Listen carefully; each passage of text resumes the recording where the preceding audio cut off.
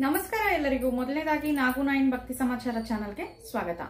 ಇವತ್ತಿನ ಸಂಚಿಕೆಯಲ್ಲಿ ಮಣಿ ಮಂತ್ರ ವಿಷಯದಲ್ಲಿ ನಾವಿಲ್ಲಿ ಲಕ್ಷ್ಮೀ ಕುಬೇರ ಮಂತ್ರವನ್ನ ಪರಿಚಯ ಮಾಡಿಕೊಡ್ತೀನಿ. ಈ ಮಂತ್ರವನ್ನ ನೀವು ದಿನಕ್ಕೆ 3 ಬಾರಿ ಹೇಳ್ಕೊಂಡು, ಅಂದ್ರೆ ತಾಯಿ ಲಕ್ಷ್ಮಿ ಒಂದು ಫೋಟೋ ಅಥವಾ ವಿಗ್ರಹ ಮುಂದ್ಗಡೆ ತುಪ್ಪದ ದೀಪವನ್ನ ಬೆಳಗಿಸ್ಬಿಟ್ಟು ಈ ಒಂದು ಮಂತ್ರವನ್ನ ನೀವು ಡೈಲಿ ಹೇಳ್ಕೊಳ್ಳೋದ್ರಿಂದ, ಅಥವಾ ಕುಬೇರನ ಮುಂದ್ಗಡೆ ಬೇಕಿದ್ರೂ ಈ ಒಂದು ಮಂತ್ರವನ್ನ ನೀವು ಹೇಳ್ಕೋಬಹುದು. ಯಾಕಂದ್ರೆ ಇದು ಲಕ್ಷ್ಮೀ ಕುಬೇರ ಮಂತ್ರ. ಸೊ ಲಕ್ಷ್ಮಿ ನಮ್ಮ ಮನೆಯಲ್ಲಿ ಡೈಲಿ ಇರಲೇಬೇಕು, ನಮ್ಮಲ್ಲಿ ವೃದ್ಧಿ ಆಗಬೇಕು ಅಂದರೆ ಕುಬೇರನ ಒಂದು ಕೃಪೆನೂ ನಮಗೆ ಬೇಕಾಗಿದೆ. ಸೊ ಹಾಗಾಗಿ ನೀವು ಇದು ಕುಬೇರನ ಮುಂದ್ಗಡೆ ಬೇಕಿದ್ರು ಈ ಮಂತ್ರವನ್ನು ಹೇಳಬಹುದು. 3 ಬಾರಿ ಹೇಳ್ಕೊಳ್ಳಿ. ನಮಗೆ ಟೈಮ್ ಇದೆ ಅಂದ್ಕೊಳೋರು 11 ಬಾರಿ ಬೇಕಿದ್ರು ಹೇಳ್ಕೋಬಹುದು. ಇಲ್ಲ ಮೇಡಮ್ ನಾನು ಪೂಜೆ ಬೇಗ ಮುಗಿಸ್ಬೇಕು, ಟೈಮ್ ಇಲ್ಲ ಅನ್ನೋರು 3 ಬಾರಿ ಬೇಕಿದ್ರು ಹೇಳ್ಕೋಬಹುದು. ಡೈಲಿ ಹೇಳ್ಕೊಂಡ್ರೆ ಒಳ್ಳೆ ರಿಸಲ್ಟ್ ಇರುತ್ತೆ. ಜೊತೆಗೆ ಈ ಮಂತ್ರ ಹೇಳ್ಕೊಳಕ್ ಮೊದಲು ದೀಪಾರಾಧನೆ ಮಾಡಿಬಿಟ್ಟು ಕುಬೇರಂದು ಒಂದು ವಿಗ್ರಹ ಇದ್ರೆ ನಿಮ್ಮಲ್ಲಿ, ಅಥವಾ ಫೋಟೋ ಆಗ್ಬೋದು ಇದ್ರೆ, ಆತನಿಗೆ 1 ಸ್ಪೂನ್ ಅಷ್ಟು ಸಕ್ಕರೆ ತಗೊಂಡು ಆತನ ತಲೆ ಮೇಲೆ ಹಾಕಬೇಕು. 3 ಬಾರಿ ಹಾಕಬೇಕು. ಇಲ್ಲಿ ಕುಬೇರ ಒಂದು ವಿಗ್ರಹ ಇದೆ ಅನ್ಕೊಳ್ಳಿ, ಅದ್ರ ಮೇಲೆ 3 ಬಾರಿ ಹಾಕಬೇಕು. ಡೈಲಿ ಹಾಕಿ, ಚೂರು ಹಾಕಬೇಕು, ಜಾಸ್ತಿ ತುಂಬಿಸ್ಬೇಡಿ, ಚೂರು ಹಾಕಿ. ಸೊ ಈ ರೀತಿ ನೀವು ಸಕ್ಕರೆ ಹಾಕೋದ್ರಿಂದ ನಿಮ್ಮ ಒಂದು ಇಷ್ಟಾರ್ಥಗಳು ಏನೇ ಇದ್ರೂ ಅದು ಬೇಗ ಈಡೇರುತ್ತೆ. ನಿಮ್ಮ ಒಂದು ವಿಶ್ ಚೆನ್ನಾಗಿ ನೆರವೇರ್ಲಿಕ್ಕೆ ಸಾಧ್ಯ ಆಗುತ್ತೆ. ಕುಬೇರನ ಕೃಪೆ ಅನ್ನೋದು ನಿಮ್ಮ ಮೇಲೆ ಇರುತ್ತೆ. ಯಾಕಂದ್ರೆ ನಾವು ಏನೇ ಒಂದು ನಮ್ಮ ಕನಸು ನನಸು ಮಾಡ್ಕೊಬೇಕು ಅಂದ್ರೆ ದುಡ್ಡಿನ ಅವಶ್ಯಕತೆ ಈಗಿನ ಕಾಲದಲ್ಲಿ ತುಂಬಾ ಇದೆ.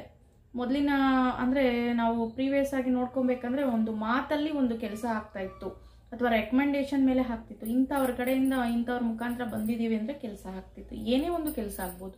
ಈಗ ಮಾತುಗಿನ ರೆಕಮೆಂಡೇಶನ್ಗಿನ ನಮ್ಗೆ ಇಲ್ಲಿ ಜಾಸ್ತಿ ಇಂಪಾರ್ಟೆನ್ಸ್ ಕೊಡೋದು ಅಂದ್ರೆ ನಿತ್ಯ ಜೀವನದಲ್ಲಿ ಅವಶ್ಯಕತೆ ಇರೋದು ಹಣ.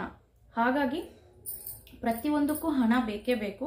ಅದಕ್ಕೆ ನಮ್ಮ ಟಾಪಿಕ್ ಎಸ್ಪೆಷಲಿ ಮನಿ ಮಂತ್ರ, ದುಡ್ಡನ್ನ ಯಾವ ರೀತಿ ಡೆವಲಪ್ ಮಾಡ್ಕೊಳ್ಳೋದನ್ನೋದೇ ನಮ್ಮ ದಿನನಿತ್ಯ ಚರ್ಚೆ, ಚಿಕ್ಕ ಟಿಪ್ಸ್ ಒಂದಿಗೆ. ಸೊ ಈಗ ಲೇಟ್ ಮಾಡದೆ ಈ ಒಂದು ಮಂತ್ರವನ್ನ ನೀವು 3 ಬಾರಿ ಹೇಳ್ಕೊಬೇಕು. ಅದು ಹೇಗೆ ಹೇಳ್ಕೊಬೇಕು ಅನ್ನೋದು 3 ಬಾರಿ ಹೇಳಿ ಅಂತ ಇಲ್ಲಿ ನಾನು ಹೇಳಿ ತೋರಿಸ್ತೀನಿ. ಆ ರೀತಿನೇ ನೀವು ಹೇಳ್ಕೊಳ್ಳಿ. ಬೇಕು ಅಂದ್ರೆ ಬರ್ಕೊಳ್ಳಿ, ನಾನು ಪಿಕ್ಚರ್ ಬೇಕಿದ್ರೂ ಶೇರ್ ಮಾಡ್ತೀನಿ, ಅದನ್ನ ಸ್ಕ್ರೀನ್ಶಾಟ್ ತೆಗೆದಿಟ್ಕೊಳ್ಳಿ. ದಿನನಿತ್ಯ 3 ಬಾರಿ ಹೇಳ್ಕೊಳ್ಳಿ. ಈಗ ಲೇಟ್ ಮಾಡದೆ ಮಂತ್ರ ಸ್ಟಾರ್ಟ್ ಮಾಡ್ತೀನಿ. ಓಕೆ. ಶ್ರೀ ಲಕ್ಷ್ಮೀ ಕುಬೇರ ಮಂತ್ರ.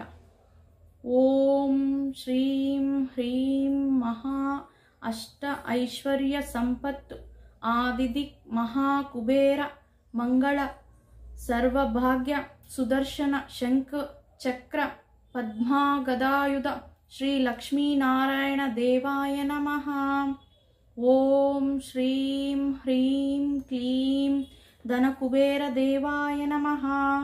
ಓಂ ಶ್ರೀಂ ಹ್ರೀಂ ಕ್ಲೀಂ ಜ್ಞಾನಕುಬೇರ ದೇವಾಯ ನಮಃ. ಓಂ ಶ್ರೀಂ ಹ್ರೀಂ ಕ್ಲೀಂ ವೀರಕುಬೇರ ದೇವಾಯ ನಮಃ. ಓಂ ಶ್ರೀಂ ಹ್ರೀಂ ಕ್ಲೀಂ ವೇದಕುಬೇರ ದೇವಾಯ ನಮಃ. ಓಂ ಶ್ರೀಂ ಹ್ರೀಂ ಕ್ಲೀಂ ಸರ್ವಸೌಭಾಗ್ಯ ಕುಬೇರ ದೇವಾಯ ನಮಃ.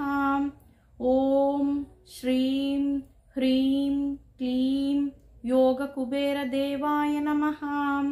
ಓಂ ಶ್ರೀಂ ಹ್ರೀಂ ಕ್ಲೀಂ ಸರ್ವ ತೇಜಸ್ ಕುಬೇರ ದೇವಾಯ ನಮಃ.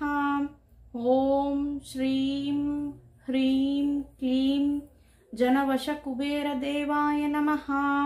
ಓಂ ಶ್ರೀಂ ಹ್ರೀಂ ಕ್ಲೀಂ ಕಾಂತಶಕ್ತಿ ಕುಬೇರ ದೇವಾಯ ನಮಃ. ಓಂ ಶ್ರೀಂ ಹ್ರೀಂ ಕ್ಲೀಂ ಜಯ ವಿಜಯ ಕುಬೇರ ದೇವಾಯ ನಮಃ. ಓಂ ಶ್ರೀಂ ಹ್ರೀಂ ಕ್ಲೀಂ ಐಂ ಲಕ್ಷ್ಮೀಂ ಶ್ರೀ ಲಕ್ಷ್ಮೀಂ ಕಮಲಧಾರಿಣ್ಯೇ ಸಿಂಹವಾಹಿನ್ಯೇ ನಮಃ.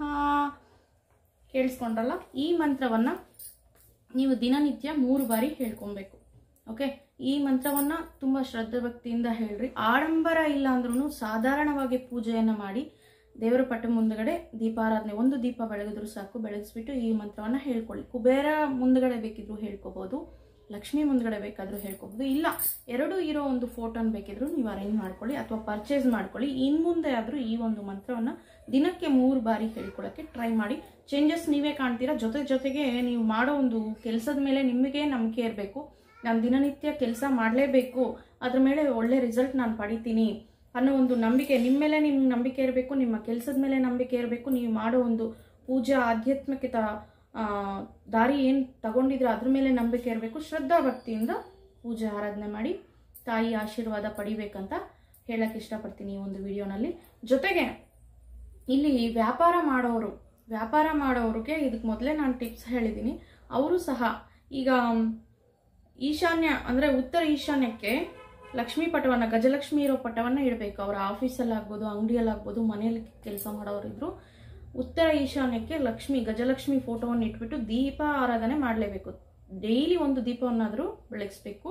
ಜೊತೆಗೆ ಇಲ್ಲಿ ಮಾಡಬೇಕಾಗಿರೋದು ಏನಂದರೆ, ನಾನು ಹಾಲಿನಿಂದ ಮಾಡಿರೋ ಸ್ವೀಟ್ಸ್ ಬಗ್ಗೆ ಹೇಳಿದ್ದೆ, ಅಥವಾ ವೈಟ್ ಕಲರ್ ಇರೋ ಸ್ವೀಟ್ಸ್, ಹಾಲು ಉತ್ಪಾದಕ ಅಂದರೆ ಹಾಲು ಹಾಕ್ಬಿಟ್ಟು ಮಾಡೋವಂಥ ಸ್ವೀಟ್ ಸಿಹಿ ತಿಂಡಿಗಳೇನಿದೆ ಅದನ್ನು ಆ ತಾಯಿ ಮುಂದ್ಗಡೆ ಇಟ್ಬಿಟ್ಟು ಪೂಜೆ ಮಾಡಿ ಬರ್ತಾರಲ್ವ ನಿಮ್ಮ ಕಸ್ಟಮರ್ಸ್ ನಿಮ್ಮ ಒಂದು ಕೆಲಸದ ಮೇಲೆ, ಅವರಿಗೆ ಅದನ್ನು ತಿನ್ನಿಸಿ.